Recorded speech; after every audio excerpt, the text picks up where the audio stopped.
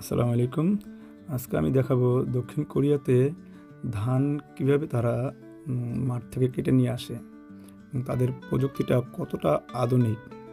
যদিও আমাদের দেশেও এরকম দু চারটা গাড়ি বা অল্প কিছু গাড়ি যেটা আমাদের বাংলাদেশে প্রচলিত আছে, তবে এই গাড়িগুলো অনেক ব্যয়বহুল।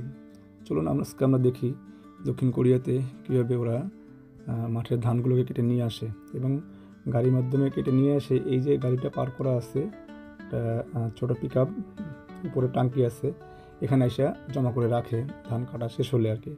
বা ওই গাড়িটা তো বেশি ক্ষমতা নাই, মানে ধান কেটে মাড়াই ঝাড়া করে কমপ্লিট করে সলিড ধান বেশি পরিমাণে রাখতে পারে না, এটা ছোটো গাড়ি আর কি। তো এরকম বড়ো গাড়িও আছে।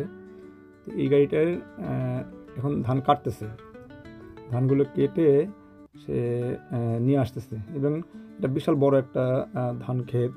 এখানে খুব অল্প সময়ের ভিতরে সে ধানগুলো সব কেটে ফেলবে এবং এই গাড়িটা এতটাই আধুনিক যে নিচের চাকাগুলো এটা ট্যাঙ্কের চাকার মতো। বেল্ট কিছু আছে, বেল্ট সিস্টেম হয় রাবারের, আর কিছু আছে লোহার চেন, দুইটাই আছে এখানে। এবং এই গাড়িটার অনেকগুলো অপশন আছে। যেমন একটি অপশন, এখন ধান কেটে সে ভিতরে স্টোর করতেছে এবং পিছন দিক দিয়ে যে নাড়া বা খড় যেটাকে বলেন বা বিশালি, সেটা কেটে কেটে কুচি কুচি করে জমিতে ফেলে দিতেছে।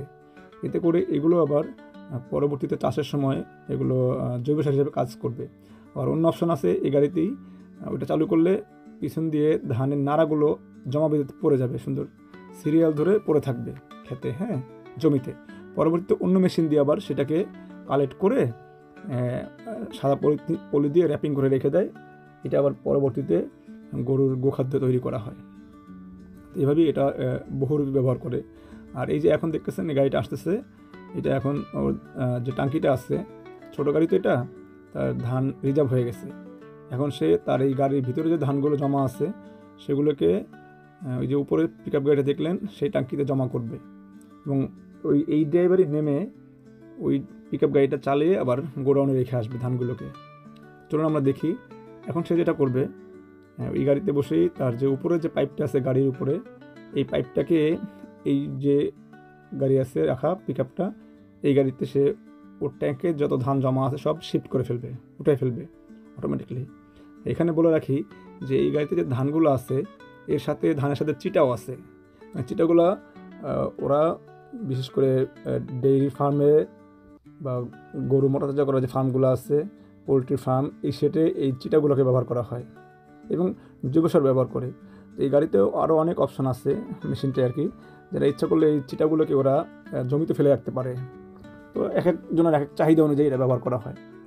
আর এখন এইটার ভিতরে যে ধানগুলো ভরতেছে, এটা ভরা কমপ্লিট হয়ে গেলে এই ড্রাইভারই আবার রেখে আসবে।